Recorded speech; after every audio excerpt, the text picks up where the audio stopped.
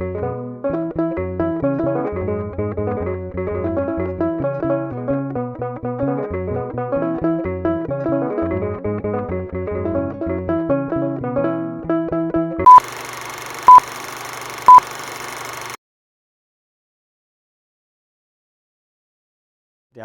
ኢንጂነር አባይነህ ካሴ እንግዲህ እስኪ ውይይታችንን ራስን በማስተዋወቅ እንጀምር።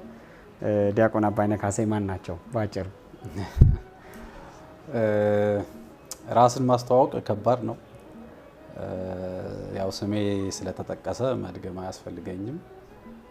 በኢትዮጵያ ኦርቶዶክስ ተዋሕዶ ቤተክርስቲያን በስብከተ ወንጌል አገልግሎት በራሴ በግሌ አንዳንድ አደራዎችን እየተወጣሁ የምገኝ በአስፈላጊ ሁኔታ ደግሞ ቤተክርስቲያኒቱን የሚመለከቱ ርዕሰ ጉዳዮች ላይ አጫጭር ጽሁፎችን በማህበራዊ ሚዲያ በማቅረብ እንደዚሁም አንዳንድ መጻሕፍትን መንፈሳዊ ይዘት ያላቸውን አንድ አራት መጻሕፍትን ጽፌ በማበርከት እንዲህ ባሉ የአገልግሎት ዘርፎች ያቅሜን የማገለግል አንድ ሰው ነኝ። እሺ እንግዲህ ለቃለ መጠይቅ ስለተባበሩን ከልብ እናመሰግናለን። ወደ መጀመሪያው ጥያቄ ልሂድና እንግዲህ የኢትዮጵያ ኦርቶዶክስ ተዋሕዶ ቤተክርስቲያን በቅርቡ ብዙ ጉዳቶች እየደረሰባት እንዳሉና ለዚህ ደግሞ መንግስትም ኃላፊነት ወስዶ እየተንቀሳቀሰ እንዳልሆነ ባለፈው ጊዜ በተደረገው ሲኖዶስ አንድ መግለጫ ወጥቶ ነበረ። ከሲኖዶሱ መግለጫ በኋላ የሲኖዶሱ መግለጫ በተመለከተ በማህበረ ቅዱሳን አሌፍ ቴሌቪዥን ላይ በ7 ክፍል የተዘጋጀ ዶክመንተሪ ነበረ። እንግዲህ በዛ ዶክመንተሪም ላይ የተቀነባበረና አይዲዮሎጂ ያለው በጀት የተመደበለት ጥቃት እየደረሰባት ነው፣ ይህንን ደግሞ መንግስት በቸልተኝነት ያለፈው ይመስላል የሚሉ ሀሳቦች ተንጸባርቀዋል። የመጀመሪያ ጥያቄ የሚሆነው በትክክል አሁን የኢትዮጵያ ኦርቶዶክስ ተዋሕዶ ቤተክርስቲያን እየደረሰባት ያለው ነገር ምንድነው? ከመዋቅር አንፃር በተለያዩ ክልሎች ላይ ምንድነው እየደረሰባት ያለው ትክክለኛ ነገር? በመጀመሪያ በጣም አመሰግናለሁ በዚህ ጉዳይ ላይ እንድንወያይ እድሉን ስላመቻቻችሁልን። በመቀጠል ግን ወደ ጉዳዩ በዝርዝር ስንገባ ይህን ጉዳይ ከሶስት መሰረታዊ ክፍሎች አንፃር ማየት ይገባናል። የኢትዮጵያ ኦርቶዶክስ ተዋሕዶ ቤተክርስቲያን በዚች ሀገር ላይ ከዚህ እስከዚህ ተብሎ ሊጠራ በማይችል ዘመን ውስጥ ጸንታ ተስፋፍታ ህዝቡን እያስተማረች ከመንፈሳዊው ትምህርት ባሻገር ማህበራዊ ህይወት ህዝቡ እንዲመራ በማስቻል በትምህርት እንዲበለጽግ በተቋምነቷ ብቻ ሳይሆን እንዳንድ የጤና ማዕከልም በመሆን በጠበሎቿ በቤተክርስቲያንም አካባቢ የነበሩ ሊቃውንት በሚሰጡት የባህል መድኃኒት አገልግሎት ህዝቡን ጠብቃ የኖረች አገር ስትወረር ከማንም በላይ ቀዳሚ ሆና ከፊት ተሰልፋ አገርን ስትመክት ስትከላከል የቆየች ታላቅ ቤተክርስቲያን ናት። ከዚህ ገጽታዋ ስንነሳ በዓለም ላይ ለሀገሮቻቸው ስነ ፊደል ቀርጸው ስርዓተ ትምህርት ዘርግተው ህዝቡ በእውቀት እንዲበለጽግ ያደረጉ መንፈሳዊ ተቋማት የሉም። በዚህ ደረጃ ልትጠቀስ የምትችለው ኦርቶዶክሳዊት ተዋሕዶ ቅድስት ቤተክርስቲያን ኢትዮጵያዊቷ ብቻ ናት። በነገራችን ላይ ለጥቁሩ ዓለምም ኩራት የሆነች ናት። በፊደል ከነ አገባቡ ከቋንቋን ከነ ግብሩ ሰርታ አዘጋጅታ በመስጠት ማለት ነውና እንደው እንደ መግቢያ እንዲሆነን ይሄን አነሳን እንጂ የሷን ውለታ እንዲህ በቀላሉ ዘርዝሮ መፈጸም የሚቻል ሆኖ አይደለም። አሁን ሰሞኑን የሰማናቸው ዜናዎች ይህቺ ታላቅ ቤተክርስቲያን መንፈሳዊ ቁመና ብቻ ያላት ተደርጋ የማትሳለው ቤተክርስቲያን ሁለገብ ማንነት ያላት ቤተክርስቲያን በተለያየ መንገድ ጥቃት እየደረሰባት ነው። እነዚህ ነው ከሶስት ከፍለን የምናየው። አንደኛ በጊዜው በተለይ ባለፉት 45 ዓመታት አካባቢ ማለት ይቻላል በመንግስት ደረጃ ቤተክርስቲያን ስትገፋ ነው የቆየችው። በመንግስት ደረጃ ያለፈውም የኮሙኒዝም ስርዓት ቤተክርስቲያኒቱን ሲያወግዝና ሲገፋ ነው የነበረው። ከዛም ቀጥሎ የመጣው የኢህአዴግ መንግስት በማኒፌስቶ በስነ ስርዓት ቤተክርስቲያኒቱን ጠላት አድርጎ ስሎ ቤተክርስቲያኒቱን ማጥቃትና ማጥፋት የተልእኮ አካል እንደሆነ አድርጎ ሲሰራ የቆየበት ቤተክርስቲያን ናት። ይሄንን በቻለችው አቅም ሁሉ ስትቋቋም ቆይታለች። ብዙ ማሳያዎችን ማንሳት ይቻላል። አስተዳደራዊ ልዩነት እንዲፈጠር ተደርጎ ፓትሪያርክ ከሀገር እንዲፈናቀል ተደርጎ ከዛ ቤተክርስቲያኒቱ ያልተረጋጋ ሁኔታ እንዲፈጠርባት አድርጎ ከዛም በኋላ በተለያየ መንገድ በውስጥ አስተዳደሯ ጣልቃ እየተገባ በአስተዳደር ምክንያት የተለያዩት አባቶች ወደ አንድነት እንኳን እንዳይመጡ እንቅፋት በመሆን ቤተክርስቲያኒቱን በጣም ሲፈታተናት ቆይቷል። መንግስት በመዋቅር ደረጃ ነው ይሄ ራሱ መንግስት እና እኔ በዓለም ላይ እንዲህ አይነት የገዛ ሀገሩን ቤተክርስቲያን የሚዋጋ በተቋም ደረጃ ለዚህ ያን ያህል ዘመን የዘለቀ ተገዳዳሪ ኃይል አለ ብዬ አላስብም። ከዚህ አንፃር ቤተክርስቲያኒቱ ስትገፋ ቆይታለች። ከዛ ባሻገር አሁን በተለያየ ዘመን በሙስሊም እምነት እናራምዳለን የሚሉ ጽንፈኞች ቤተክርስቲያኒቱን ለማጥቃት መጠነ ሰፊ የሆነ ዘመቻ ሲያካሂዱ ቆይተዋል። አሁን በቅርቡ ቅዱስ ሲኖዶስ ያወጣው መግለጫ በጣም የቅርብ ጊዜያት የሆኑትን ጉዳዮች ብቻ የዳሰሰ ነው። ግን ተመልሰን ወደ 1990ዎቹ አካባቢ ስንሄድ በአደባባይ በንግስ በዓል በሻሻ ተብሎ በሚጠራ አጋሮ አካባቢ የተካሄደ እልም ያለ በማረድ የጽድቅ ስራ እንሰራለን ብለው የተነሱ ሰዎች ቤተክርስቲያኒቱን ምእመናንን አርደዋል፣ በአደባባይ ቤተክርስቲያኒቱን አቃጥለዋል፣ ህዝቡን አሳደዋል፣ አሸማቀዋል። በዚህ የተነሳ ህዝበ ክርስቲያኑ ተበትኗል። ይሄንን ጉዳይ በጊዜው የነበረው መንግስት እንደ አንድ የጽንፈኛ እኩይ ተግባር ቆጥሮ እንኳን ለሚዲያም ሆነ ለህብረተሰቡም ሆነ የሰጠው አንዳችን መግለጫ የለም። ስለዚህ መንግስት ለቤተክርስቲያኒቱ የነበረውን ውስጣዊ ጥላቻ እንዲህ ያሉ ሰዎች ደግሞ ሲፈጽሙለት የመተጋገዝ ይመስላል። እኛ ይሄንን ታዝበናል፣ በህይወታችን ያየነው ስለሆነ ማለት ነው። ስለዚህ ቤተክርስቲያን በጥቃት ውስጥ ነበረች። ይሄንን ስንናገር ትንኮሳ አይደለም። ተጠቃን ማለት ትንኮሳ አይደለም። ተደፈርን ማለት ትንኮሳ አይደለም። ተቃጠልን ማለት ትንኮሳ ሊሆን አይችልም። ታረድን ማለት ትንኮሳ ሊሆን አይችልም። ብዙዎቹ ግን ከዚህ አንፃር ሊረዱት ይሞክሩ ይሆናል። መሰረታዊ ስህተት እዚህ ጋር ነው። ከዚህ በኋላ ቃል በማሳመርና በመደርደር አይደለም የቤተክርስቲያኒቱንም ሌላውን መብቱንም ማስከበር የሚችለው። ስለተነካን የተናገርነው፣ ስለታረድን የተናገርነው፣ ስለቆሰልን ነው፣ ስለተቃጠለች ነው ቤተክርስቲያን። ካህን በቤተ መቅደሷ ታርዶባታል ኢትዮጵያ ኦርቶዶክስ ተዋሕዶ ቤተክርስቲያን። ይሄ እንግዲህ ገና አመት አልሆነውም። በጅጅጋ የሆነውም ዓለም የሰማው ጉዳይ ነው። ግን መንግስት በጊዜ ይህንን ጉዳይ ለማህበራዊ ሚዲያም ሆነ ለሜይንስትሪም ሚዲያ ማራገብ ያደረገው እንጂ ቤተክርስቲያኒቱ ያገኘችው አንዳችም ነገር የለም። በዛ ሂደት ተጎዳናል እንጂ ከጉዳታችን ምንም ያገኘነው ነገር የለም። ስለዚህ ያ በመንግስት ደረጃ ስትገፋ የነበረችው ቤተክርስቲያን አሁን ደግሞ በጽንፈኛ ሙስሊሞች ምክንያት በዚሁ በ40 ዓመት ጊዜ ውስጥ በተለይ በግፍ መከራ ተቀብላለች። ማሳያዎችን ማንሳት ይቻላል። እዚህ ደቡብ ወሎ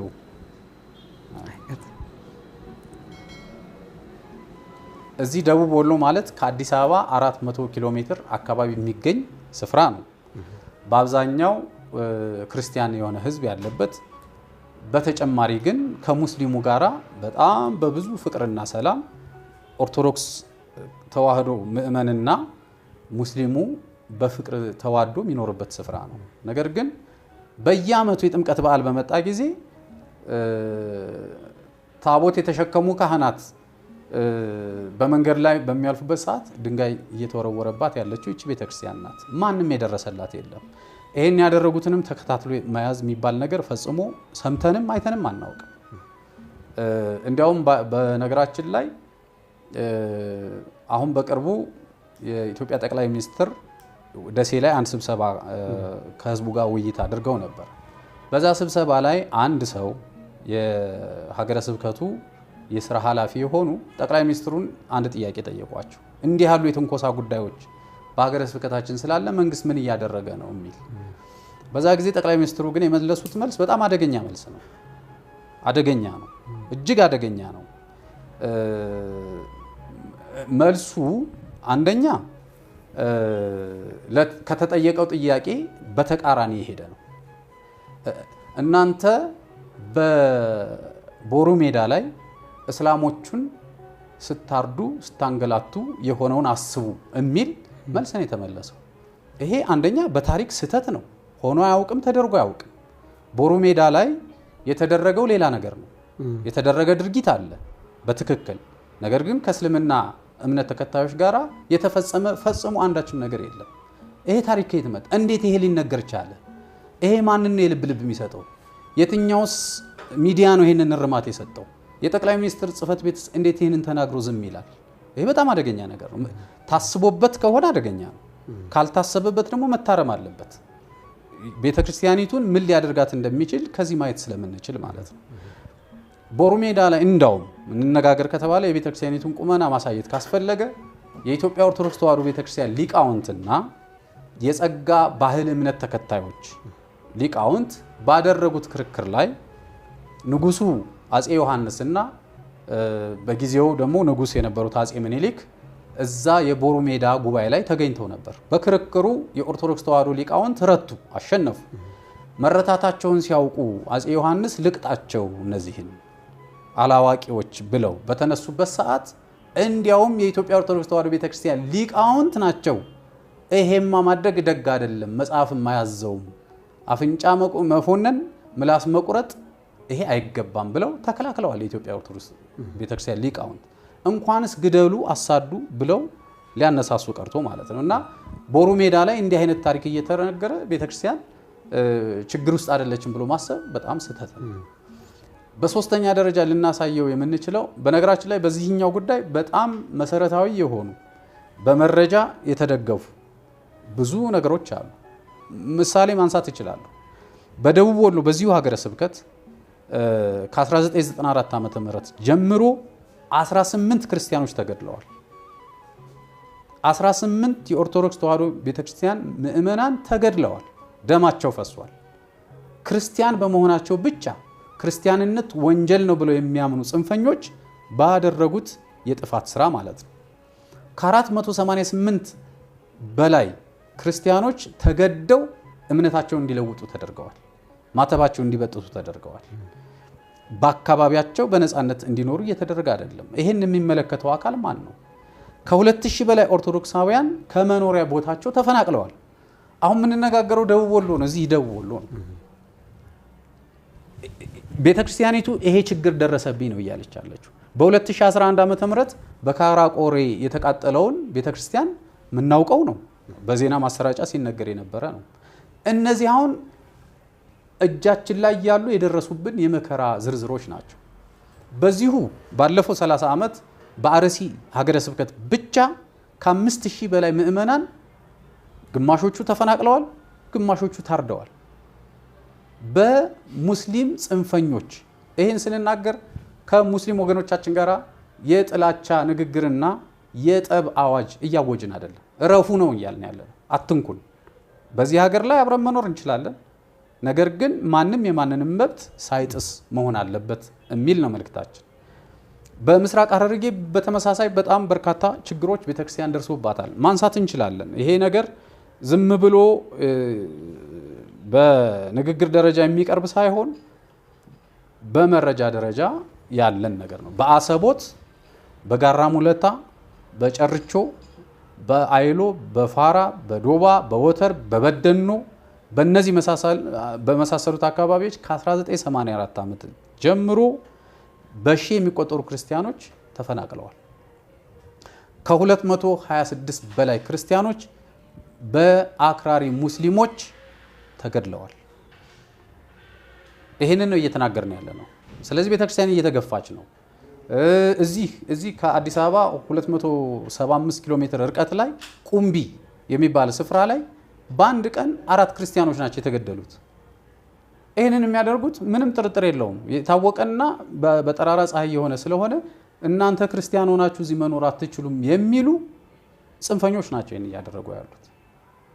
ስለዚህ ቤተክርስቲያን እየተገፋች ነው ሲባል እውነትና መሰረት ተይዞ ነው። ስለዚህ ከዚህ አንፃር በዚህ በኩል በአክራሪ ሙስሊሞች በጽንፈኞች በኩል የሚደርስብን ጥቃት አለ። በሶስተኛ ደረጃ ሰሞኑን በሲዳማ ክልል የሆነው ማየት ይቻላል። አንዳንዶች በራሳቸው አረዳድ የቋንቋ ተናጋሪዎች ፍጭት አድርገው ስለውት ሊሆን ይችላል። ለኛ ግን እንደዛ አይገባንም፣ ልክም አይደለም። እንደዛ ቢሆን የራሳቸው ተወላጆች የሆኑ የኦርቶዶክስ ተዋሕዶ ቤተክርስቲያን አገልጋዮች ባልተጠቁ ነበር። በዚህ ሂደት ሮጠው ሄደው ቤተክርስቲያንን ያቃጠሉት፣ ሮጠው ሄደው ቤተክርስቲያንን ያፈረሱት፣ ሮጠው ሄደው ቤተክርስቲያንን የዘረፉት። ይሄ ለምንድን ነው የሚሆነው ሲባል እየተደራጁ ይችን ቤተክርስቲያን ስፍራ የማስለቀቅና በጉልበት ማለት ነው ሰው በስብከቱ ስራውን ይስራ፣ በማስተማር ስራውን ይስራ። ይቺ ቤተክርስቲያን ለምንድን ነው በኃይልና በጉልበት ከስፍራዋ እንድትለቅ የምትደረገው? አካባቢያችንን ከኦርቶዶክስ ተዋሕዶ እምነት የጸዳ የማድረግ ፍላጎት አለን የሚሉ ጽንፈኞች ናቸው። ስለዚህ እስካሁን የምናውቀው በሙስሊሞች በኩል ያለ ብቻ ነበር ይመስላል። ዛሬ ፕሮቴስታንቶችም ገጀራ ይዘው ተነስተዋል። አንገት እየቆረጡ ነው። የክርስቲያኖች ደም እየፈሰሰ ነው። ስለዚህ ይቺ ቤተክርስቲያን ከሶስት አንፃር አሁን ቀጥተኛ የሆነ በደል እና ግፍ እየተፈጸመባት ነው። ስለዚህ ከዚህ አንፃር የቀረበው ነገር ትክክል ነው ማለት ነው። እንደው በትክክል እንዲብራራ ስለፈለኩ ነው። በቅርቡ በማህበረ ቅዱሳን ቴሌቪዥን በተሰራው ዶክመንተሪ ላይ አይዲዮሎጂ ያለውና በጀት የተመደበለት ማጥቃት እየተደረገብን ነው የሚል ሐሳብ ተነስቷል። ምን ማለት ናት እቺ ሐሳብ እንድትብራራ ስለምፈልግ? በጣም ጥሩ። መጀመሪያ አይዲዮሎጂ የሚለው አስተሳሰብ ብለን ለጊዜው ብንይዘው በዓለም ላይ የታወቀ የጽንፈኛ ሙስሊም ስርዓት አለ።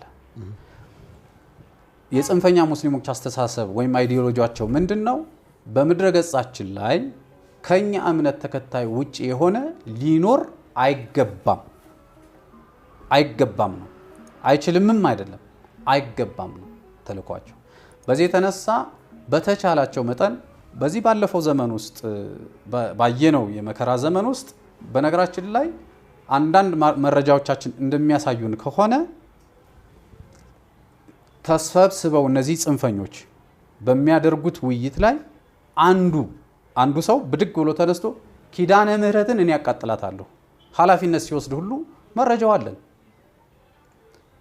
የኪዳነ ምህረት ማለት የኢትዮጵያ ኦርቶዶክስ ተዋሕዶ ቤተክርስቲያን መጠሪያ ያንዷ የእመቤታችን በ16 የምትታሰብበት በዛ ስም የተቋቋመ ቤተክርስቲያን ማለት ነው።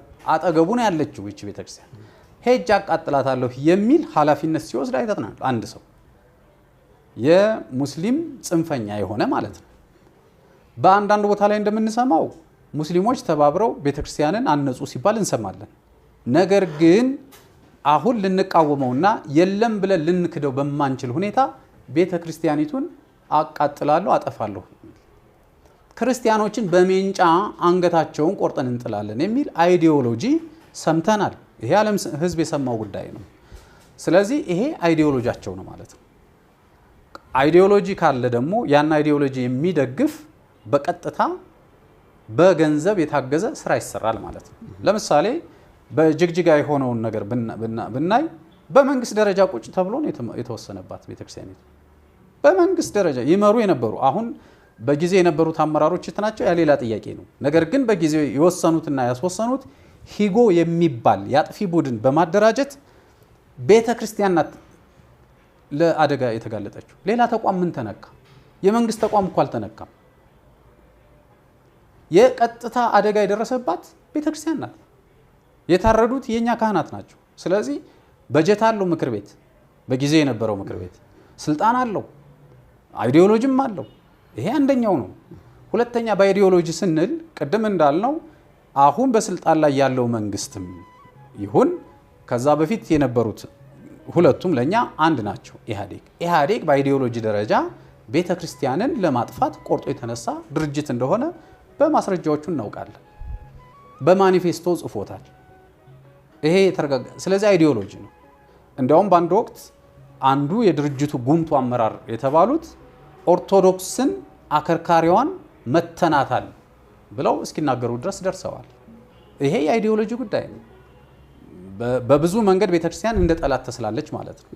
ስለዚህ እነዚህ መሰረታዊ የሆኑ የአይዲዮሎጂ ምልክቶች ናቸው። ይሄንን ተከትሎ የፋይናንስ ስርዓትም ያለው አሰራር ስለሚከተል በቀጥታ ከውጭ ሀገር የጽንፈኛ ስራዎችን ለሚሰሩ ሰዎች የሚደረገው ድጋፍ ይሄ ባለም የታወቀው የጽንፈኞች አሰራር ቴሮሪዝም ይሉታል። በዛ ባለው የፋይናንስ አጠቃቀም የሚደገፉ ብዙ ማሰልጠኛዎች አሉ። በነገራችን ላይ ይሄንን ጉዳይ ወደፊት እንዲያስቀጥሉ የሚያደርጉ ብዙ ማሰልጠኛዎች ኢትዮጵያ ውስጥ አሉ። ክርስቲያን እንዲገድሉ ነው እየሰለጠኑ ያሉት። ሌላ ነገር አይደለም። ሀገር ለመጠበቅ አይደለም፣ ድንበር ለመጠበቅ አይደለም፣ ወገን ለመጠበቅ አይደለም፣ ወይም አንድ ኢሚነንት የሆነ አደጋ ለማጥፋት አይደለም። ክርስቲያን ለመግደል ስልጠና እየተካሄደ ነው። ስለዚህ ይሄ በጀቱንም አይዲዮሎጂንም አንድ ላይ አዋህዶ እየሄደ ያለ አደገኛ አሰራር እንዳለ ያሳያል። ወደ ደቡቡ የሀገራችን ክፍል አንዳንድ ቦታዎች ላይ ሙሉም ማለት አይደለም ስንሄድ ቤተክርስቲያን ጥምቀተ ባህር ትከለከላለች። ለምን ነው የምትከለከለው?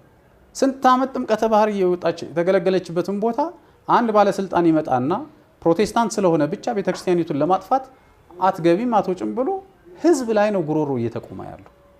ይሄ ሰውዬ በማን ስልጣን ነው እየወሰነ ያለው? በመንግስት ስልጣን ነው። መንግስት በዚህ በኩል ከህገ መንግስቱ ተነስቶ ሃይማኖትና መንግስት የተለያዩ ናቸው የሚል ስብከት ይሰብከናል። እኛ እናምናለን ይሄን ስብከት።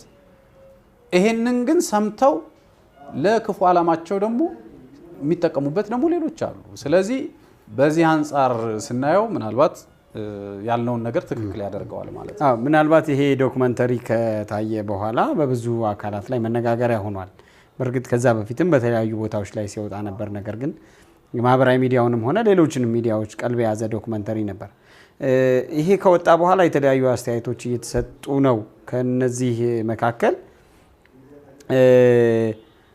ቤተ ክርስቲያኒቷ ወይም ደግሞ ያንን ዶክመንተሪ ያዘጋጀ ውይይቱን ያዘጋጀው ማህበር የጦርነት አዋጅ እያወጀ ነው ወይም ትንኮሳ እያደረገ ነው የሚሉ አስተያየቶች እየተሰጡ ነው።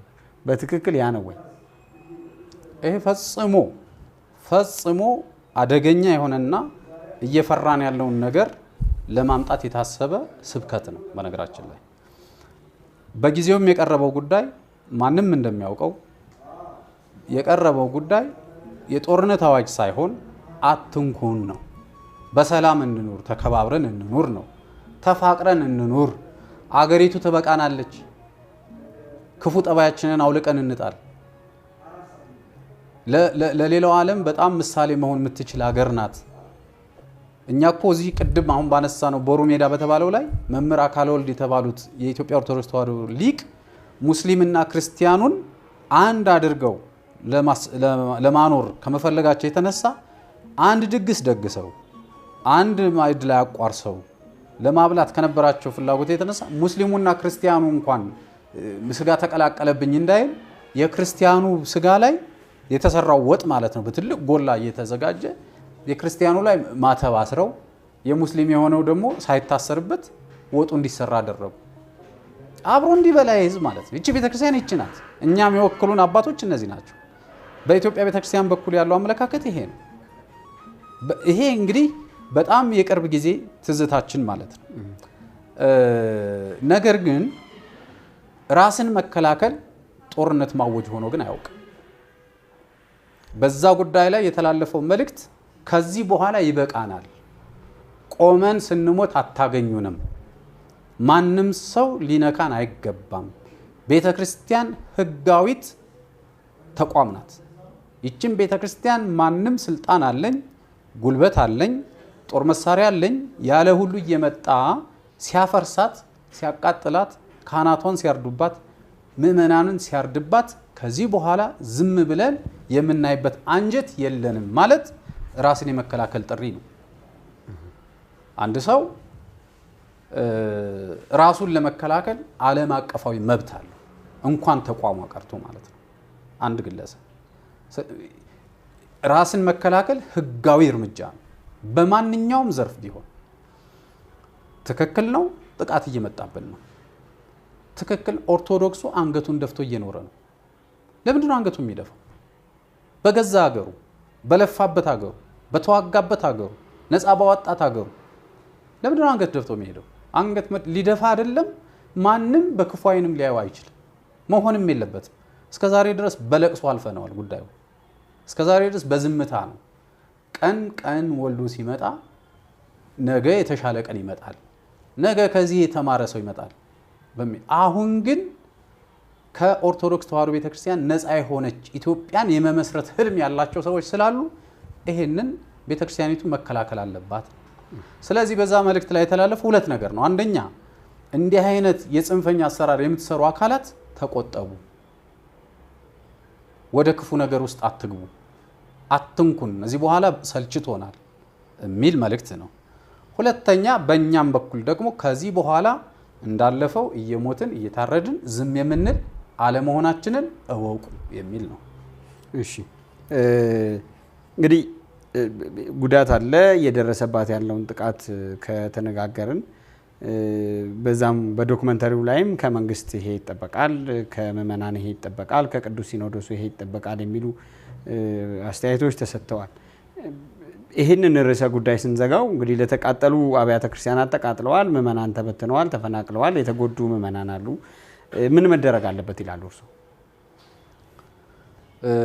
እኔ እውነት ለመናገር ካሳም አንጠይቅ፣ መንግስት ይህንን ያንንም አድርግልንም አንልም። እኛ የምንፈልገው ከዚህ በኋላ ቀይ መስመሩን ላለማለፍ ማንኛውም ሰው ጥረት ያደርግ ነው። ኦርቶዶክሳዊው ምእመን ራሱን ይጠብቃል፣ ሌላውም ራሱን ይጠብቃል። ከዚህ አንጻር ልመናም አንሄድም። እስከዛሬም ምንም አልተደረገልንም። መደረግ ያለበት ነገር መንግስት ጠፍቶት አይደለም። ካደረገ አስቦ ያድርግ፣ ተጠይቆ ግን እንዲያደርግ ቤተክርስቲያን ለምና እንድታደርገው ግን በታምር መጠበቅ የለበትም። ሌላውም አካል አጥፊውም አካል ቢሆን በእውነቱ ከሆነ እንዲህ አይነት አደጋ ሲደርስ ተረባርቦ የሆነ ነገር ማድረግ ይገባል። እያየን እኮ ነው። የአንድ ሀገር ዜጎች ከሆኑ ትናንት አዲስ አበባ ላይ አንድ መስጊድ በከተማው አስተዳደር እርምጃ እንዲፈርስ ተደረገ። በማግስቱ የከተማው ከንቲባ ሄደው ምንድነው ያደረጉት? ይሄን መብት እኛ ለምንድን ነው የምናጣው? ኦርቶዶክሳውያን እዚሁ አዲስ አበባ አፍንጫ ስር ቤተክርስቲያናችን ተቃጥሏል፣ ፈርሷል። ለገጣፎ ላይ መንግስት ምንድነው ያደረገ? ሲያንገላታን ታቦት አውጥቶ መጋዘን ውስጥ አስገቡ ሲለን የከረመው። ይሄን ልዩነት ማን ነው የፈጠረው? ለምንድን ነው ይሄስ የሚፈጠር? ይሄንን አንታገስም። ከዚህ በኋላ አንዱ የእንጀራ ልጅ አንዱ ልጅ የሚሆንበት ስርዓት መቆም አለበት። የእስከዛሬው ትግስት ስለዚህ እኛ መንግስት በአግባቡ ፍትህ ይስጥ፣ ፍትሁን ይስጥ እንጂ ገንዘብ እቺ ቤተክርስቲያን ትለምነኛለች ብሎ የሚያስብ ከሆነ በጭራሽ አትለምነው። እንዲያውም የወሰደባትን ገንዘብ ይመልስ። እንደው ምን ፈልገው ብዙ ተቋሞቷን ገና አልመለሰም። አንድ ህንጻ ይመለስና ስንት ዜና ይሰራበታል። የቀረውስ ንብረቷ እሱን ይመልስልን። እንደው ሚሻለን በሱ እኛ መልሰን እናቋቁማለን ራሳችን እንጂ ልመና አንሄድም። ከዚሁ ጋር ተያይዞ እንደው ለማንሳት ያህል እርሶም የቀድሞ የማህበረ ቅዱሳን ዋና ጸሐፊ እንደመሆኑ መጠን በተለያየ ጊዜ ማህበረ ቅዱሳን በተለያየ ስም ሲጠራ እንመለከታለንና እንዲያው ላነሳ የፈለኩት ማህበረ ቅዱሳን የተቃዋሚዎች ስብስብ ነው። ከኢህአዴግ አይዲዮሎጂ በተቃራኒ ከቆሙት ጋር ሆኖ ስርዓት ለመቀየር ይተጋል እና የተለያየ ፖለቲካ አይዲዮሎጂ ያራምዳል የሚባል ነገር አለ። ምንድነው ግን መነሻው ምንድነው ወይም እውነቱ ምንድነው በዚህ ጉዳይ ላይ?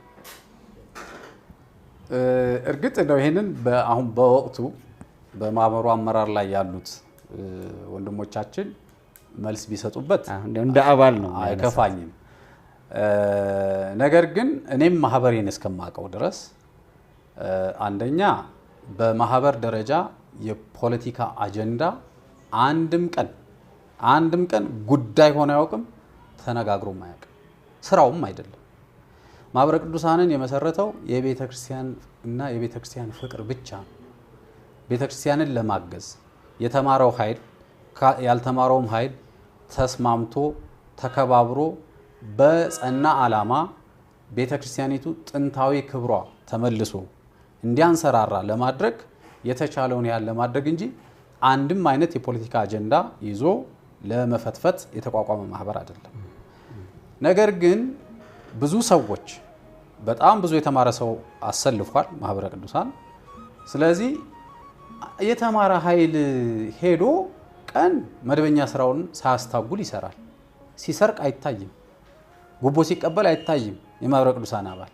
ነገር ግን ደግሞ ሌሊት ተሰብስቦ እንቅልፉን አጥቶ ሲያገለግል ምንድነው ምን እየሰሩ ነው የሚል ከፍተኛ ስጋት በመንግስት በኩል አለ።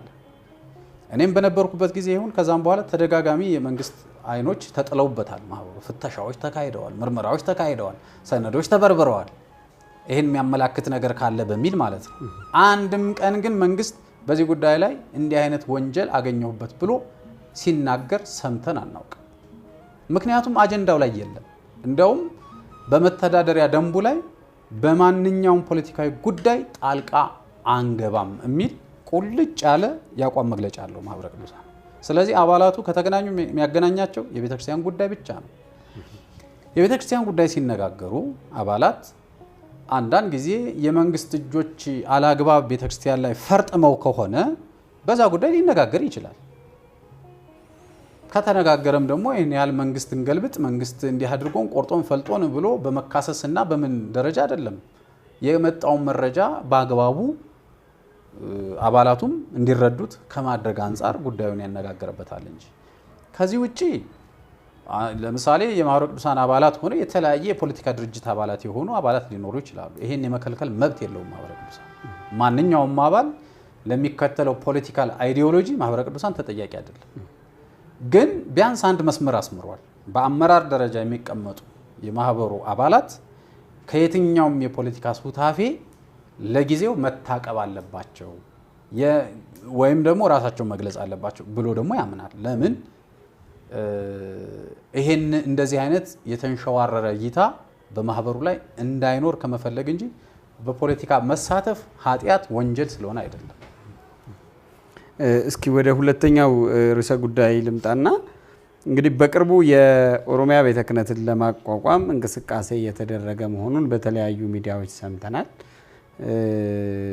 ይህን ለማቋቋም የተነሱ ወገኖች እንደሚሉት ደግሞ የኦሮሚያ ቤተ ክህነትን መቋቋም ያለበት በኦሮሚያ ውስጥ ቤተ ክርስቲያን የበለጠ ተጠናክራ እንድትቀጥል በራሱ ቋንቋ ህዝቡ እንዲሰብክ፣ እንዲያስተምር፣ እንዲቀድስ፣ እንዲያስቀድስ የመሳሰሉት ነገሮች ይሆናሉ የሚል ሐሳቦች ሲያንጸባርቁ እናያለን።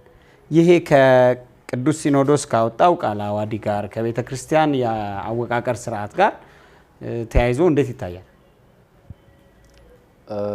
በመሰረቱ እውነት እነዚህ ሰዎች የሚሉት ሐሳብ በቅንነት እያደረጉት እንደሆነ እናስብ ብለን ራሳችንን ማስገደድ አለብን ብዬ አስባለሁ።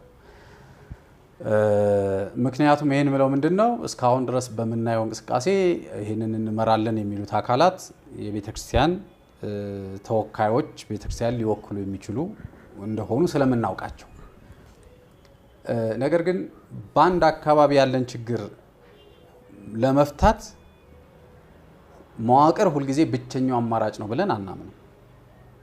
በአጭር ቃል ለመናገር ያህል እነሱ የወሰዱት አማራጭ መዋቅራዊ አማራጭ የኦሮሚያ ቤተ ክህነት የሚለው ትክክለኛ አማራጭ ከሆነ ኢትዮጵያ ውስጥ የሚኖረው ቤተ ክህነት ስንት ይሆናል ማለት ነው? ወደ 100 በእያንዳንዱ ቋንቋ ተናጋሪ እንግዲህ 80 የሚል አለ 100 የሚል አለ በአገር ውስጥ የሚነገረው የቋንቋ ብዛት። ስለዚህ ወደ 80 ከ80 በላይ የሆነ ቤተ ክህነት በኢትዮጵያ ኦርቶዶክስ ተዋሕዶ ቤተክርስቲያን ስር ሊቋቋም ነው ማለት ነው። ይህ በጣም አደገኛ የሆነ አካሄድ ቤተክርስቲያኒቱን ከአንድነት ወደ ልዩነት። ቤተክርስቲያን አንድ የሆነችው በክርስቶስ ደም ነው። ኢየሱስ ክርስቶስን ወልድ ዋህድ ብሎ በማመን ነው። እግዚአብሔር በአንድነቱ ሶስትነት በሶስትነቱ አንድነት አለው ብሎ በማመን ነው እንጂ በዚህ ቋንቋ በመናገር በዚህ ቋንቋ ባለመናገር የሚባል አመሰራረት ኖሯት አያውቅም። ከጥንትም ከሐዋርያት ዘመንም ጀምሮ የተለያዩ ቋንቋ ተናጋሪዎች ናቸው የመጀመሪያውን ቤተክርስቲያን የመሰረቱት አንድ ሆነው ነው። ጸጋ መንፈስ ቅዱስ ለቅዱሳን ሐዋርያት እና ለመቶያው ቤተሰብ ሲሰጥ ሁሉም በአንድ ተቋም ውስጥ ግን የተለያየ ቋንቋ እንዲናገሩ እግዚአብሔር ጸጋ ሰጣቸው። ይሄም ዞረው እንዲያስተምሩበት እንጂ በየአገሩ እየሄዱ በየቋንቋን መሰረት እያደረጉ ቤተ ክህነት እንዲያቋቁሙ አይደለም። ይሄንንም ሐዋርያዊና ሲኖዶሳዊ ቀኖና ቅድስት ቤተ ክርስቲያን ይዘው ተከትላ እዚህ ደርሳለች። ስለዚህ አሁን በኦሮምኛ ለማስተማር እንዲመች በኦሮምኛ መቀደስ እንዲመች የግድ የኦሮሚያ ቤተ ክህነት መቋቋም አለበት የሚለው አካሄድ በጣም አደገኛ አካሄድ። ትክክል ነው። የኢትዮጵያ ኦርቶዶክስ ተዋሕዶ ቤተክርስቲያን በስብከተ ወንጌሏ መምሪያዋ ስር በተለያዩ ቋንቋዎች ስብከተ ወንጌል በሀገሪቱ የሚዳረስበትን ስርዓት ማበጀት መመስረት አለባት። እውነት ነው። እነዚህ ሰዎች እዚህ ውስጥ ነው ገብተው ማገልገል ያለባቸው። እያደረገችም ነው። አሁን እኮ የኢትዮጵያ ቤተክርስቲያን ከመቼውም ጊዜ በተሻለ መጽሐፍ ቅዳሴ በኦሮምኛ ቋንቋ አሳትማ መርቃለች ለአገልግሎት ብቁ እንዲሆን። ከዚህ በኋላ ካህናትን ማሰልጠን ሊሆን ይችላል። እስከ ዛሬም እየተገለገሉ ያሉ ተቋማት አሉ። ቀድሞ ገና መጽሐፍ ቅዳሴው ተተርጉሞ ሳያልቅም በኦሮምኛ ቅዳሴ እየተቀደሰ አገልግሎት እየተሰጠበት የነበረበት ጊዜ አለ። በተለይ በምዕራብ ወለጋ አካባቢ ማለት ነው። ይሄ ስራ እንዳልተሰራ ተደርጎ ቤተክርስቲያኑ እንደውም ፈርሳለች ይላሉ እነዚህ አቋቋሚዎች። በኦሮሚያ ውስጥ ቤተክርስቲያን ፈርሳለች ይላሉ። ከየት ነው ያመጡት? ምን ማለት ነው? ዛሬ ያሉት ቤተክርስቲያናት ምንድናቸው ማለት ነው? መፍረስ ለነዚህ ሰዎች ምንድነው? ይሄ አደገኛ አካሄድ ነው። ከሌላ ነገር ጋር የቆረበ አካሄድ ነው። ከሌላ አስተሳሰብ ጋር የተጋባ አደገኛ አካሄድ ነው። ተቆርቋሪ መስሎ ቤተክርስቲያኒቱን ለማጥቃት የተከፈተ ጦርነት ነው። ቤተክርስቲያን አስተምራ እዚህ አድርሳቸዋለች። እነዚህን ሰዎች ከምንም አንስታ እዚህ አብቅታቸዋለች። ይችን ቤተክርስቲያን መልሰው ሊወቅሷት አይችሉም። ምናልባት እነዚህ ሰዎች በቋንቋ ስለማስተማር ገና ከማሰባቸው በፊት ቀድማ ተቋሟ በቋንቋ ማስተማርን ስራዬ ብላ ጀምራለች። ይሄ እውነት ነው። እነሱም ያውቁታል፣ እኛም እናውቀዋለን። እነሱ ሳይኖሩ ስራው ተጀምሯል፣ እነዚህ ሰዎች ማለት ነው። ስለዚህ አሁን ትናንት መጥተው እስከ ዛሬ የት ነበሩ ታዲያ? ምን እንቅስቃሴ አድርገዋል? መዋቅራቸውንም አይተነዋል። የተቋቋመ መዋቅር በሂደት የኦሮሚያ ሲኖዶስ የመመስረት ያህል ነው እየሰሩ ያሉት። አሁን ቤተ ክህነት ብለው ጀመሩ። ነገ እንግዲህ ምን ልንሰማ ነው? የትግራይ ቤተ ክህነት፣ የጉጂ ቤተ ክህነት፣ የአኝዋክ ቤተ ክህነት፣ የየም ቤተ ክህነት፣ የጉራጌ ቤተ ክህነት እያልን ልንሰማ ነው። ይሄ ቤተ ክርስቲያንን በቆሟ ከመግደል በተአምር አይተናነስም።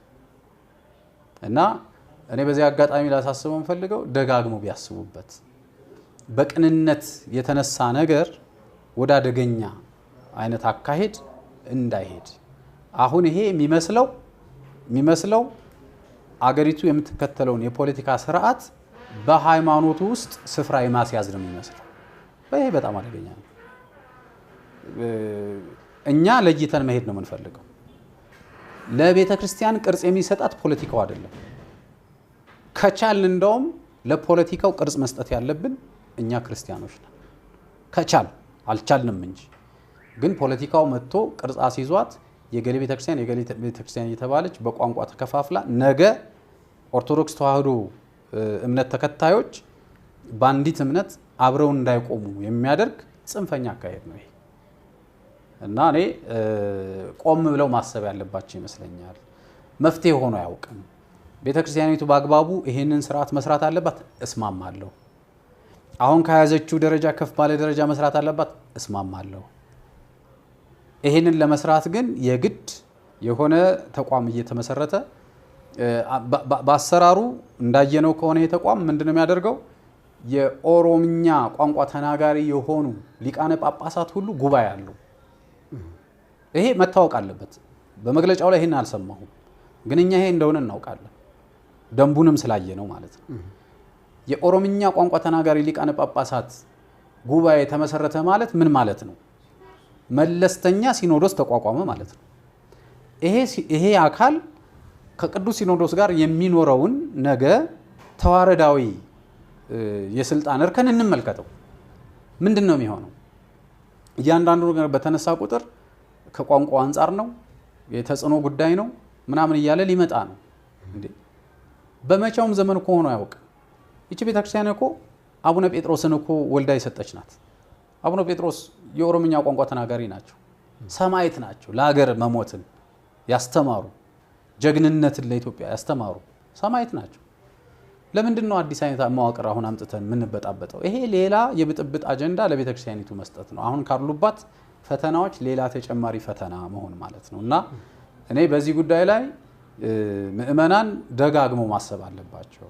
ቅን የምትመስል መንገድ አለ ይችላል መጽሐፍ ቅዱስ፣ ፍጻሜዋ ግን እንደሚለው ይሄ ቅን መስሎ የተጀመረ ነገር ውጤቱ በሌላ ነገር እንዳይጠናቀቅ ስጋት አለን እና ይልቅስ በነበረው ተቋም በስነ ስርዓቱ ተከባብሮ ተፈቃቅሮ ወንድሜ እህቴ አባቴ ልጄ ተባብሎ ወደፊት ብንራመድ ብዙ እድል አለን።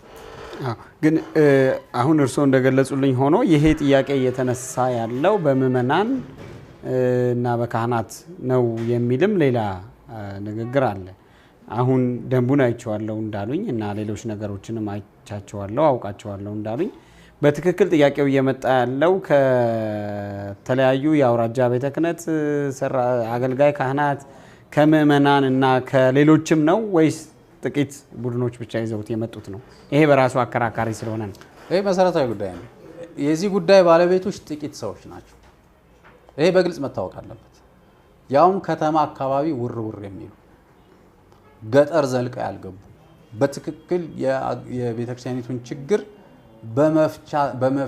ሊፈታ በሚችልበት ቦታ የማይገኙ በነገራችን ላይ እዛ ድረስ የሌሉ ሰዎች ናቸው። ስለዚህ አጠቃላይ የቤተክርስቲያኒቱን መዋቅር ተመልክቶ ከታች ከአጥቢያ ጀምሮ በወረዳ ደረጃ ከዛ በሀገረ ስብከት ተዋቅረን የመጣነን የሚለው ፈጽሞ ስህተት ነው። ፈጽሞ ቅዱስ ሲኖዶስም ጉዳዩን ገና እያጠናው ነው። አንድ እዚህ ላይ መረዳት ያለብን ነገር ምንድነው? ቅዱስ ሲኖዶስ ለቅዱስ ሲኖዶስ ጥያቄው ቀርቧል። ይሄ ጥሩ አካሄድ ነው። በነገራችን ላይ ቅዱስ ሲኖዶስ ይመልከትልን ብለዋል። ቅዱስ ሲኖዶስም ጉዳዩን ተመልክቶት ሊያየው ለሚችለው አካል መርቶታል ጉዳዩ። በዚህ መካከል ግን ነው አሁን ሰሞኑን መግለጫ እየተሰጠ ያለው። ይሄ ከቤተ ክርስቲያኒቱ ራስን የመለየት አካሄድ ነው። ይሄ አደገኛ ነው። ግን በሌላ መንገድ ደግሞ ሲነሳ በቅዱስ ሲኖዶስም ውስጥ ይሄ እንዲሆን የሚገፉ ሊቃነ ጳጳሳት እንዳሉ የሚሰማ ነገር አለ። ሊኖሩ ይችላሉ። የሉም ብሎ መናገር ባያስደፍርም ሊኖሩ ይችላሉ። ግን እነዚህ ሰዎች በአደባባይ ጉዳያቸውን አቅርበው መከራከር ይጠበቅባቸዋል፣ ማስረዳት ይጠበቅባቸዋል። በህግ ነው የቀረበው፣ በህግ መልስ ያገኛል። ይህን ጉዳይ አንድ ሊቀ ጳጳስ አጀንዳዬ ብሎ ካቀረበው ቅዱስ ሲኖዶስ ይህን ጉዳይ የሚያይበት የራሱ የስብሰባ እና የአጀንዳ አታይ መርህ አለው። በዛ መሰረት አቅርበው እነዚህ አባቶች ማሳመን ይችላሉ። ትክክል ከሆነ ቅዱስ ሲኖዶስ ይፈቅድላቸዋል፣ ትክክል ካልሆነ ይቆይ ሊል ይችላል። አሁን ትክክልም ነው ማላለም ትክክል አይደለምም ማላለም ቀርበውም ያስረዱት ሰዎች በሊቃነ ጳጳሳት ደረጃ ያሉ ሳይሆኑ ለቅዱስ ሲኖዶስ በምእመናንና በካህንነት በቅስና ደረጃ ያሉ አባቶች ሰዎች ናቸው ያቀረቡት ጉዳዩ ለቅዱስ ሲኖዶስ ያስረዱት። ካስረዱ በኋላ ተመርቷል ጉዳያቸው። መጠበቅ ነው ያለባቸው። ለምንድን ነው ቀድመው በማህበራዊ ሚዲያ ማወጅ የሚያስፈልጋቸው? በሜንስትሪም ሚዲያ ማወጅ ያስፈልጋል? ይሄ በራሱ ቤተክርስቲያኒቱን አለመቀበል ነው። በዛ ላይም እንደተነጋገር ነው ፈርሳለች የሚል አንደኛው ሰው ከ4 ጊዜ በላይ ቤተክርስቲያኒቱ በኦሮሚያ ፈርሳለች እያለ ሲናገር ሰምቻለሁ። ይሄ አሳፋሪ ነው። ከ29 ሀገረ ስብከት በላይ ያላት በኦሮሚያ ቤተክርስቲያኒቱ ይሄ ሁሉ ሀገረ ስብከት ፈርሷል ማለት ነው። በሌላ ቋንቋ ምን ትርጉም ነው ይሄ እየተሰጠ ያለው? እውነት ቤተክርስቲያኒቱንስ ያውቋታል ወይ? ቤተክርስቲያንን ማወቅ ያስፈልጋል። እነዚህ ሁሉ አህጉረ ስብከቶች የት ሄዱ ሊባል ነው? 19 ይቅርታ 29 አልኩት። 19 ሀገረ ስብከት አላት። ይሄ ሁሉ ባላት ተቋም ላይ ፈርሷል ብሎ መናገር ሟርት ነው። አሁን ያለባትን ፈተና እያየን ነው። በዚህ ጊዜ አብሮ መቆም ሲገባ እንደገና ሌላ የሚበትን ነገር ማለት ነው። እና የሚመስለኝ አሉ ድሮም ቢሆን ቤተክርስቲያኒቱን በሌላ ቅርጽ ስለዋት የተነሱ የፖለቲካ ጽንፈኞች አሉ። የነሱ ውጤት እንዳይሆንም ስጋት አለ። ወደ ሌላ ርዕሰ ጉዳይ ልለፍና ዲያቆን ምንድነው ጥያቄ እንግዲህ በቅርቡ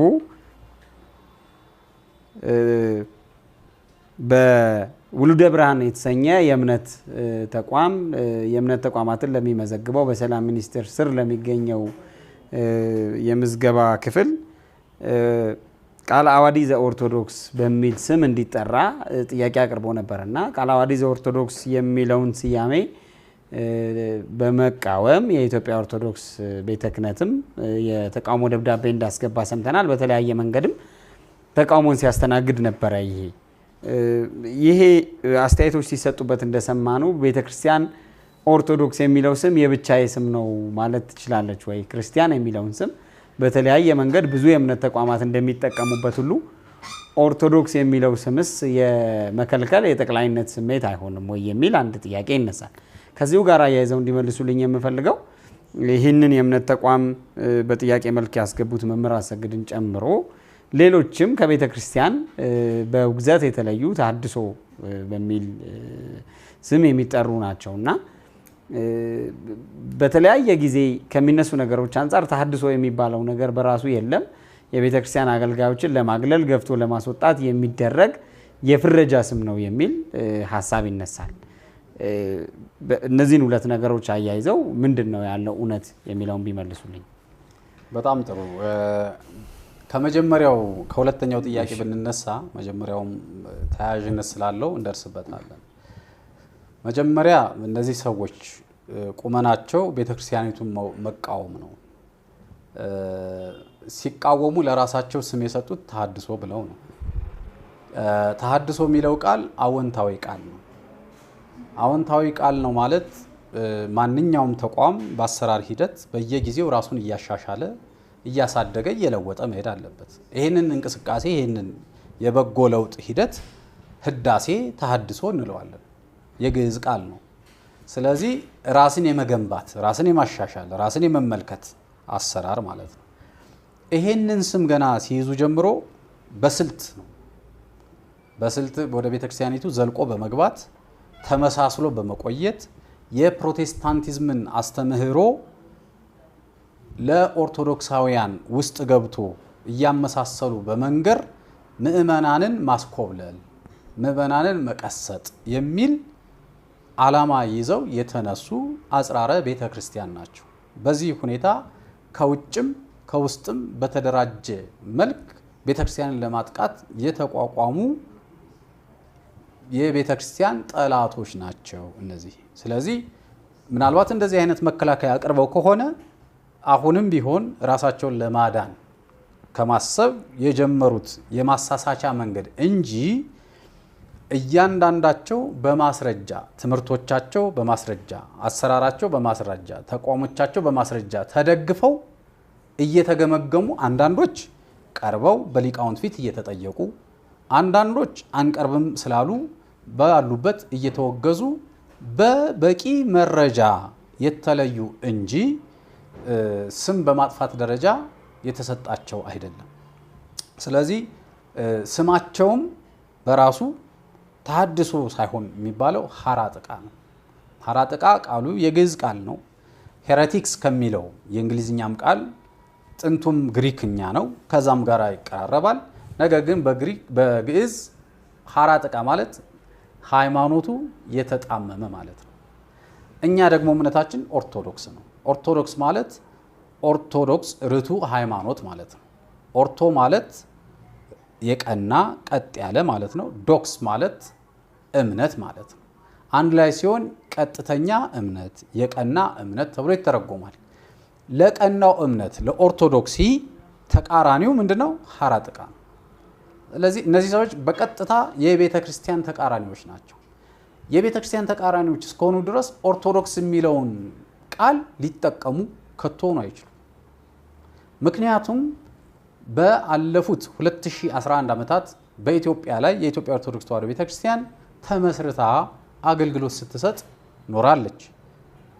በእነዚህ ዘመናት ላይ ስሟ መጠሪያዋ አድርጋ ከመያዟ የተነሳ የኢትዮጵያ ፍትሐ ብሔር ሕግ በአንቀጽ 399 እና 398 ላይ ብቸኛ በዚህ ስም ልትጠራ የምትችል ሃይማኖታዊ ተቋም አድርጎ ህጋዊ ሰውነት ሰጥቷታል። ሌጋል ፐርሰናሊቲ ያላት እቺ ቤተክርስቲያን እንደማንኛውም ዝም ብላ በመንደር የተቋቋመች አይደለችም። የኢትዮጵያ ሕግ የሰጣት መብት ነው።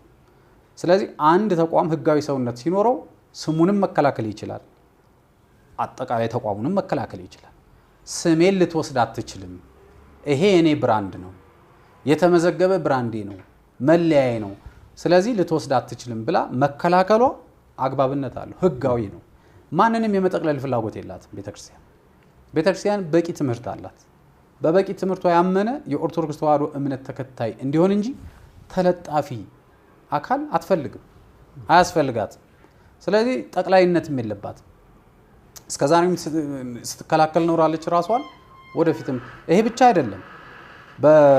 የዛሬ 20 ዓመት አካባቢ አንድ ኦርቶዶክስ ቅባት የሚል እንቅስቃሴም ተጀምሮ ነበር። ተከላክላለች ቤተክርስቲያን። ይሄ የኔ ስም ነው ብላለች። ኦርቶዶክስ ቅባት የሚባል ተቋም ሊኖር አይችልም፣ ኦርቶዶክስ እኔ ነኝ። ስለዚህ ኦርቶዶክስ ተብሎ ስም ተጠቅሞ የሚመሰረት ተቋም ሊኖር አይችልም ብላ ተከራክራ ይሄንንም ረታለች ቤተክርስቲያን። የዛሬ ብቻ አይደለም ያለፈም ነው። ስለዚህ ወደፊት የሚመጣ ካለ በዚሁ መንገድ እየተስተናገደ ይቀጥላል። ራሷን መከላከሏ ነው ቤተክርስቲያን። ስለዚህ ከዚህ አንጻር የተደረገው ነገር ወይም ሰዎቹ ለራስ ሲቆርሱ አያሳንሱ ይባላል። እንደዛ አድርገው ለራሳቸው መቆረሳቸው እንጂ ቤተክርስቲያኒቱ የማንንም ፍላጎትም የላት። እስኪ የመጨረሻ ጥያቄ ላንሳ። በቅርቡ የህዝብ ቆጠራ ለማካሄድ እንቅስቃሴ ነበረ። በኋላ ማካሄድ ስላልተቻለ የህዝብ ቆጠራው እንዲራዘም ተደርጓል። በተለያየ ኦሪጂናል ሰነዱን አንመልከተው እንጂ በተለያዩ ሚዲያዎች፣ ማህበራዊ ሚዲያዎች በተለይ በህዝብ ቆጠራው ላይ ኦርቶዶክስ ወይም ኦርቶዶክስ የሚለው ስም ላይ ለመቆጠር በተዘጋጀ ሰነድ ላይ ኦርቶዶክስ በሚለው ስር ቅባት፣ ጸጋና የመሳሰሉት ተብሎ ቲክ የሚደረግባቸው ቦክሶች እንዳሉ እየሰማን ነው። በትክክል ሰነዱን አላየነውም፣ ግን በዚህ ደረጃ ሊደረግ ይችላል ወይ? የመብት ጉዳይ ነው ብለው ይሄ ጉዳይ ከተገለጸ በኋላ የመብት ጉዳይ ነው፣ ሰው ኦርቶዶክስ በሚለው ስር ቅባት ነኝ፣ ጸጋ ነኝ የማለት መብት አለው የሚል የመብት ክርክርም የሚያደርጉት አሉ። ነገር ግን ኦርቶዶክስን ለመከፋፈልም ነው የሚል ሀሳብ ይነሳል። እርስዎ ምን ይላሉ በዚህ ጉዳይ? በነገራችን ላይ ቅድም ካነሳነው ጉዳይ ጋር ይገናኛል። የኢትዮጵያ ኦርቶዶክስ ተዋሕዶ ቤተክርስቲያን በተቋምነቷ ጠንክራ እንድትቀጥል የማይፈልጉት ኃይሎች ብዙ ናቸው። ከዚህ አንጻር በተቻለ መጠን በውስጡ ያለው ክፍፍል አካል ነስቶ ግዘፍ ገዝቶ እንዲገኝ የሚፈልጉ ሰዎች ብዙ ናቸው በየተቋሙ። በእኛ በኩል ያለው ናይቪቲ ወይም የዋህነት ልበለው ከመጠን ያለፈ ነው። በሌላው በኩል ግን እየተሰራ ያለው በጣም የተጠናና ኢንቴንሽናል የሆነ አካሄድ እየተከተሉ ነው። ከነዚህ ማሳያዎች አንዱ እሱ ነው። ትክክል ነው፣ እንቅስቃሴ ነበረ። ተቃውሞ ግን ቀርቦበታል። የታሉና ነው እነዚህ ተቋማት የተባሉት ተቋማት ሲጀመር መኖር እኮ አለባቸው። መጀመሪያ ኦርቶዶክስ ቅባት፣ ኦርቶዶክስ ጸጋ የሚል እኮ ተቋም መኖር አለበት። መጀመሪያ ቆጠራ ውስጥ ግባ አትግባ ከመምጣቱ በፊት መጀመሪያ ሀልዎታቸውን ያውቀዋል ወይ የኢትዮጵያ መንግስት? ስለ መኖራቸው የሚሰጠው ማረጋገጫ አለ ወይ? ከየት አመጣው? መጠየቅ አለበት። ይሄ ዝም ብሎ በአንድ ሰነድ ላይ አምጥቶ ቤተክርስቲያኒቱን ከሶስት ሰንጥቆ እንደገና ሌላ የማዳከሚያ ስልት መጫወቻ ማድረግ አይችልም። አዎ ተደርጓል። ቤተክርስቲያን ግን ተቃውሟን አሰምታለች። ይሄ የሚሆን ከሆነ ስህተት ነው ብላለች። የለማ ህልውና መጀመሪያ እኮ አንድ ኃላፊነት የሚሰማው ተቋም እንዲህ አይነት ነገር ሲያወጣ አሉ ወይ መጀመሪያ ብሎ እኮ መፈለግ አለበት። ተመዝግበዋል ወይ? በዚህ ስም ተጠርታ ያውቋል ወይ? ቢሮአቸው የት ነው? አድራሻቸው ምንድን ነው? በምን ቁጥር ተመዝግበዋል? ይሄንን እኮ አላየም። ግን ወስዶ ይሄንን የጻፈው ተፈልጎ መገኘት አለበት። ለምንድን ነው ይሄንን የጻፈው? ማን ነው ይሄንን መመሪያ የሰጠው? በየትኛው የታሪክና የመዝገብ ፍተሻ ነው ይሄን ያገኘው? እንደዚህ አይነት ዴሊበሬት የሆኑ ሆን ተብለው በቤተክርስቲያኒቱ ላይ የሚሰሩ ግፎች ብዙ ናቸው። ቆጥረንም አንጨርሳቸው። ስለዚህ ተሞክሯል ይሄ በሙከራ ደረጃ። ነገር ግን ሊቀጥል አይችልም። የለምም፣ አልቀጠለምም፣ ሊሆንም አይገባውም። ካደረገ ግን ይሄ ሰው በህግ መጠየቅ አለበት። ያደረገው አካል የህዝብና ቤቶች ቆጠራም ከሆነ መጠየቅ አለበት በአግባቡ ከቀጠለበት ማለት ነው። ለጊዜው ያለው የመለሳለስ ይመስላል። እንግዲህ የተረጋገጠ እንትን ባይኖረኝም ነገር ግን ይሄ መታቀም መቆም አለበት። ስህተት ነው፣ ፍጹም ስህተት ነው። እንግዲህ ዲያቆን በእኔ በኩል ይዣቸው የመጣሁትን ጥያቄዎች ጨርሻለሁ። ምናልባት የመጨረሻ የሚያስተላልፉት መልእክት ካለ ለእርስዎ የመጨረሻ መልእክት እንዲያስተላልፉ እድል ልስጥ። በጣም ጥሩ አመሰግናለሁ። እንግዲህ ያነሳናቸው ጉዳዮች በአጠቃላይ አንዲትን ቤተክርስቲያን ብቻ የሚመለከቱ አይደሉም። የኢትዮጵያ ኦርቶዶክስ ተዋሕዶ ቤተክርስቲያን ስትነካ መላው ኢትዮጵያዊ ይነካል። ስለዚህ የኢትዮጵያ ኦርቶዶክስ ተዋሕዶ ቤተክርስቲያን ደህና መሆን ለሌላውም ደህንነት ዋስትና ይሰጣል። እስካሁን ያቀረብናቸው ጉዳዮች ተበደል፣ ተገፋን፣ መከራ ደረሰብን የሚሉ ናቸው እንጂ በማንም ላይ የተሰነዘሩ የቁጣ ቃላት አይደሉም። አንድ በኢትዮጵያ ምድር ላይ የተለመደ ቃል አለ፣ በመቻቻል መኖር የሚል። ይህ አደገኛ አስተሳሰብ ነው። መቻቻል የሚለው ቃል መታረም አለበት። መቻቻል ማለት አንዱ ሲመታ ሌላው ይቻል ይለፈው ማለት ነው። ስለዚህ ተጠቂ ይኖራል፣ ተጠቂ እንደገና ተጠቅቶም ይለፈው ይቻለው የሚል ትርጉም ይሰጣል። ይህ ሁለተኛ በደል ነው። ለሁለተኛ ጊዜ የተጠቃን አካል እንደ መጉዳት ይቆጠራል። መሆን ያለበት ትክክለኛው ቃል አብረን እንኑር ከተባለ መገናዘብ ነው። ተገነዛዝበን መኖር አለበት፣ ተከባብረን ማለት ነው። አንዱ እምነት ሌላውን ማክበር፣ ማወቅ፣ መረዳት ይኖርበታል። እኔ ስመታ አንተ ቻለኝ ግን እዚህ መሬት ላይ የሚሰራ አይደለም። ከዚህ በኋላ የጨዋታው ሕግ ተለውጧል ማለት ነው። ስለዚህ እኔ መቻቻል የሚለው ቃል በተለይ ማህበራዊ ሚዲያዎችም ሜንስትሪም ሚዲያዎችም ይህንን ነገር ቢያስተካክሉት ቢታረሙ እላለሁ። የመጀመሪያው መቻቻል በጎ ቃል አይደለም። ሁለተኛ ከዚህ አልፌ ማንሳት የምፈልገው ነገር ኢትዮጵያ እንድትሰራ የማንም ሰው አስተዋጽኦ ያስፈልጋል። ኢትዮጵያዊ የሆነ ሁሉ ሲሆን ከኢትዮጵያዊ ውጭም የሆነ ሰው አስተዋጽኦ ያስፈልገናል። ካልቻልን ግን የኢትዮጵያውያን ሁሉ አስተዋጽኦ የሚኖርበት ተቋም መገንባት አለብን። ይሄንን ስናደርግ አንዱን በማግለል፣ አንዱን በማባረር፣ አንዱን በመቅጣት፣ አንዱን በማቃጠል፣ አንዱን በመግደል፣ ሌላውን ደግሞ ፌቨር በማድረግ አቧቦ በማለት ሊሆን አይችልም። ስለዚህ ይሄንን መንግስት ሚዛኖቹን ከዚህ በኋላ ማስተካከል አለበት። ለማን ምን አድርጌያለሁ፣ ለማንስ ምን ማድረግ ይገባኛል፣ ይሄ መስተካከል አለበት። አለበለዚያ ለአንዱ ጡጦ ለሌላው መርዝ እየተሰጠ እኩል ልጅ ያሳድጋለሁ ማለት አይቻልም። በዚህ ሁኔታ አንዱ ገዳይ ነው፣ አንዱ ደግሞ አዳጊ ነው ማለት ነው። ስለዚህ አንዱን ያሳድጋል፣ አንዱን ይገላል። ይሄ መታረም ያለበት ይመስለኛል። በሃይማኖት ጉዳይም ልዩነት አለን ብለው የሚያስቡ አካላት አኗኗራችን እንዲህ አይደለም ሆነ ያለበት። ሜዳው ክፍት ነው። ማንኛውም አካል ትምህርተ ሃይማኖቱን ማስተማር ይችላል። ትምህርተ ሃይማኖቱን ግን በኃይል አስታጥቆ ማምጣት ወንጀል ነው። ዓለም አቀፍም ብሔራዊም ወንጀል ነው፣ ሃይማኖታዊም ወንጀል ነው። ስለዚህ እነዚህን ነገሮች በመግባባት፣ በመከባበር፣ በመፈቃቀር፣ በመገነዛዘብ ይዘናቸው ልናድግ ይገባል እንጂ አንዱ የአጥቂነት መንፈስ ይዞ ሌላ የተጠቂነት መንፈስ ይዞ እኩል ባንድ ሀገር መኖር አይቻልም። ስለዚህ እባካችሁ በዚህ በኩል የተሰለፋችሁ ሰዎች ዛሬ ትላንት አይደለም፣ ትላንት አልፏል። ዛሬ ግን አንድ በጎ ዕድል አለን። ከተጠቀምንበት ተከባብረን በኢትዮጵያችን ላይ መኖር እንችላለን ሁላችንም። እምቢ የሚል አካል ግን እንደ ትላንትናው ቆሞ ይሞትልኛል ብሎ ካሰበ ፍጹም ስህተት ተሳስቷል።